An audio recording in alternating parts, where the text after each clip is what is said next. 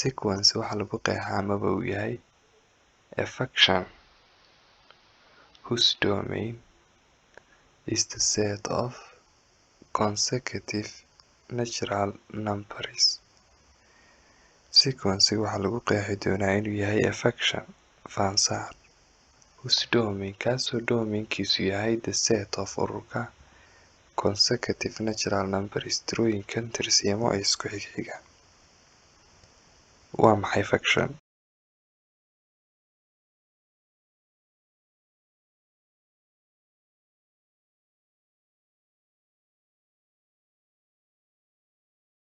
Function waxa uu yahay any expression kasta midaasoo leh with variable doorsoome.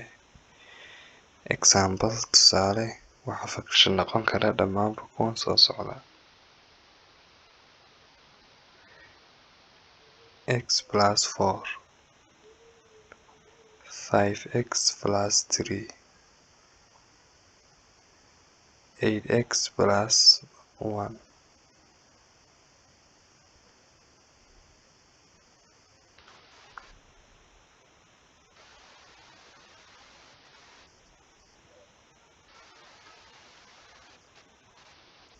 Three x plus 4y dhammaantood waxay yihiin functions kala duwan kuwaasoo qaarkood yihiin one variable hal doorsoome. Tusaale hadda x plus 4 hal doorsoome ayay leedahay ama one variable waa x, halka qaarna ay leeyihiin laba doorsoome sida 3x plus 4y oo ah labada doorsoome kala ah x iyo sidoo kale y.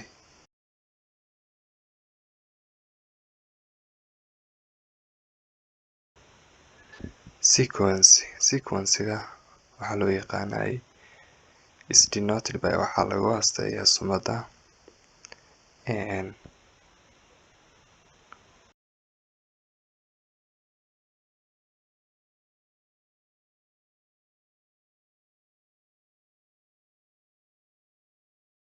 An is also called sidoo kale waxaa loo yaqaanaa the general term tibida guud ama qaacidada guud of the sequence ee uu sequence-gu leeyahay.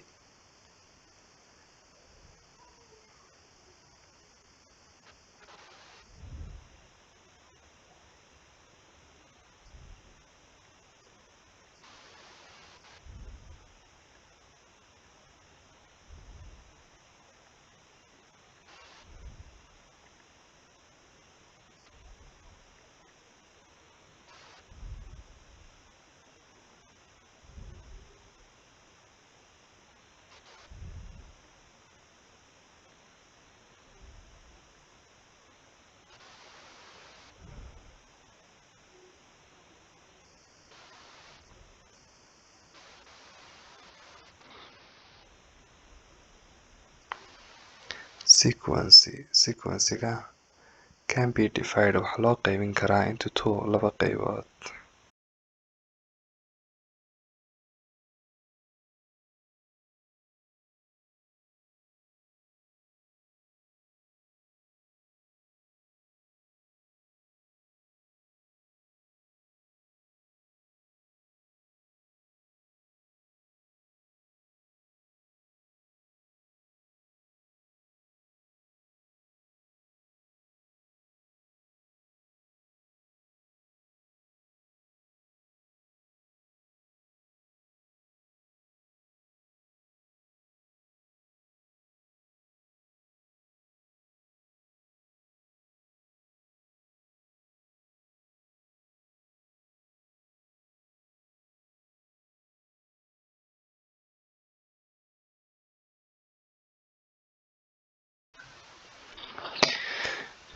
Sequence-ga can be divided waxaa loo qaybin karaa markaasi into two laba qaybood kuwaasoo kala ah finite sequence iyo infinite sequence.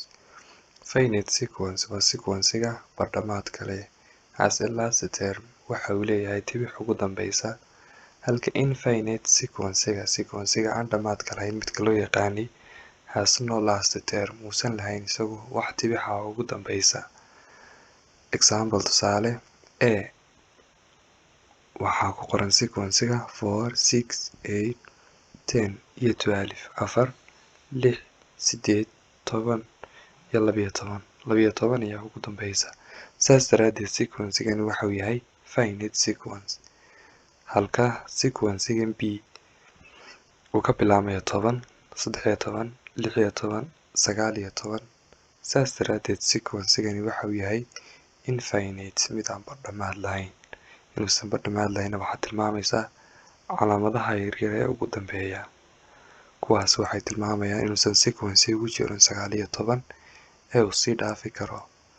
saas daraadeed labadaas qaybood ayaa loo qaybiyaa sequence. si guud sequencegu waxau yahay tirooyin isku xiga kuwaasoo iska daba dhacaya midba midka kale amaba isku xigxiga.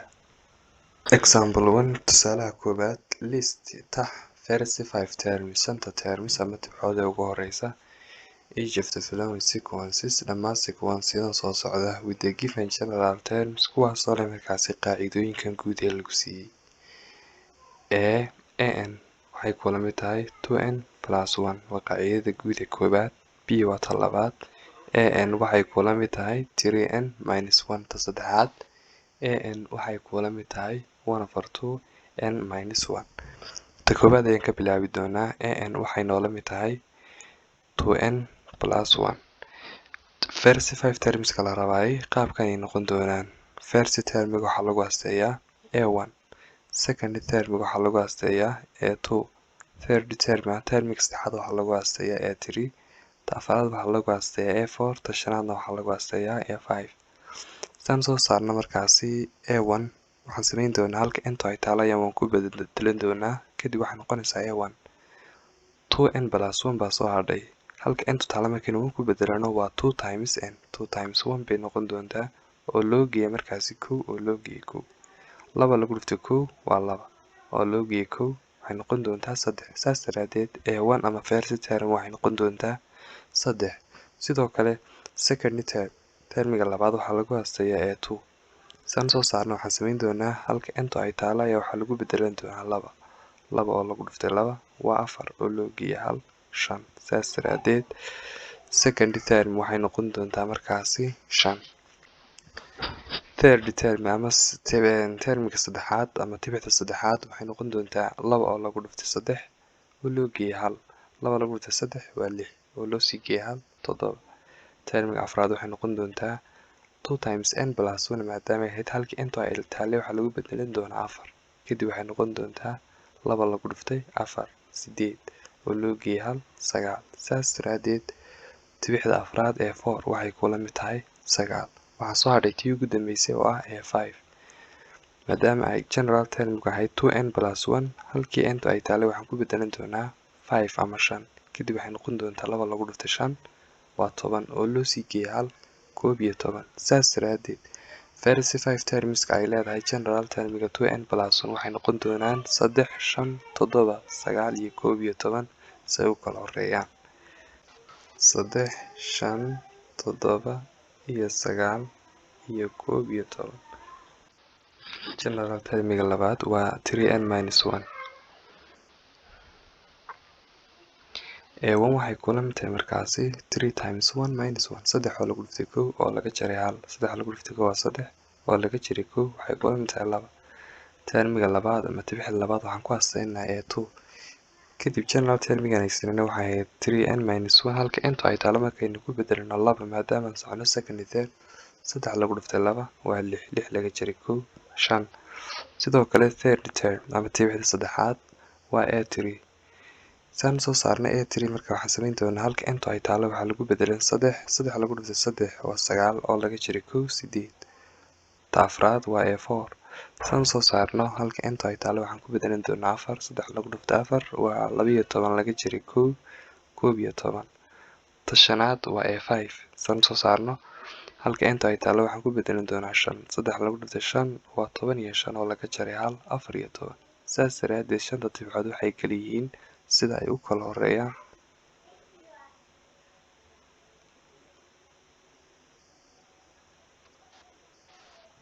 2 5 8 11 iyo 14.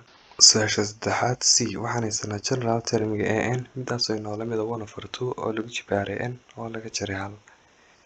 Solution saan furfurna marka waxaan soo qaadanaa general termiga midaasoo ahayd an waxay noola mid tahay 1/2 oo lagu jibaaray n lagana jaray hal. First term sida caadiga waxaa lagu aasteeyay a1 saas darteed saan soo saarno halka ay n taalo waxaan ku bedelan doonaa kow oo laga jaray kow eber hal oo loos dhigay 2 oo lagu jibaaray eberna waxay kula mid tahay hal. Saas daraadeed a1 waxay kula mid tahay kow. Midda labaad waa a2 halkii n ay taalo waxaan ku bedelaynaa hadda 2 maadaama aan socono tibixda labaad 2 oo laga jaray hal waa hal. Saas darteed hal hoos dhigay 2 oo lagu jibaaray hal waxay noqon doontaa hal oo la hoos dhigay 2 waayo hal lagu jibaaray hal waxay kula mid tahay hal sidoo kale 2 oo lagu jibaaray halna waxay kula mid tahay 2. Termiga saddexaad ee 3 waxaan ku helaynaa 1/2 oo lagu jibaaray halkii n tahayd markaynu 3 ku bedelano waxay noqonaysaa 3 oo laga jaray hal. 3 oo laga jaray hal waa 2 hal oo lagu jibaaray 2 waa hal sidoo kale 2 oo lagu jibaaray 2na waa 4 waayo 2 lagu jibaaray 2 waa 2 lagu dhuftay 2 4 halka hal lagu jibaaray 2 ay tahay hal oo lagu dhuftay hal midaas oo ah hal. A4 oo ah tibixda afraad waxaynu ku helaynaa hal hoos dhigay 2 oo lagu jibaaray 4 oo laga jaray kow midaasoo inoola mid hal hoos dhigay 2 oo lagu jibaaray 3 hal oo lagu jibaaray 3 waa hal oo lagu dhuftay hal oo lagu sii dhuftay hal kale waa kow 2 lagu jibaaray 3 waa 2 oo la isku dhuftay 3 jeer 2 oo lagu dhuftay 2 waa 4 oo lagu sii dhuftay 2 kale 8. Waxa soo hadhay waa termigii shanaad ee 5 waxaan ku helaynaa hal hoos dhigay 2 oo lagu jibaaray halkii n tahayd waxaan ku bedelanaa 5 hadda 5 laga jaray hal 4 saas darteed waa hal hoos dhigay 2 oo lagu jibaaray 4 hal haddii 4 lagu jibaaray macnaheedu waxay tahay hal oo la isku dhuftay 4 jeer hal oo lagu dhuftay hal waa hal lagu sii dhuftay hal kale saddexaad waa hal oo lagu dhuftay hal kale afraad waa isla hashow. Sidoo kale 2 lagu jibaaray 4na waxay kula mid tahay 16 waayo 2 lagu jibaaray 4 macnaheedu waxay tahay 2 oo la isku dhuftay 4 jeer 2 lagu dhuftay 2 waa 4 lagu dhuftay 2 waa 8 oo lagu dhuftay 2 16. Saas darteed jibaarka 4 halkan yaala hasha iyo 2 way ka siman yihiin ama kowda iyo 2 way ka siman yihiin sidoo kale jibaarka 3 hashan iyo 2 way ka siman yihiin ama kowda iyo 2 sidoo kale jibaarkan 2 ah kowdan iyo 2 way ka siman yihiin 2 waa lagu jibaari doonaa si jawaabta loo soo saaro. Saas daraadeed first 5 termiska sequence-gan midaasoo general termigiisu ay tahay an 1/2 oo lagu jibaaray n oo laga jaray hal waxay kala yihiin first 5 termiska say u kala horeeyaan. First term a1 waa 5 a2 waa 1/2 a3 waa 1/4 a4 oo ta afraad waa 1/8 iyo ta ugu dambeysa oo ah 1/16.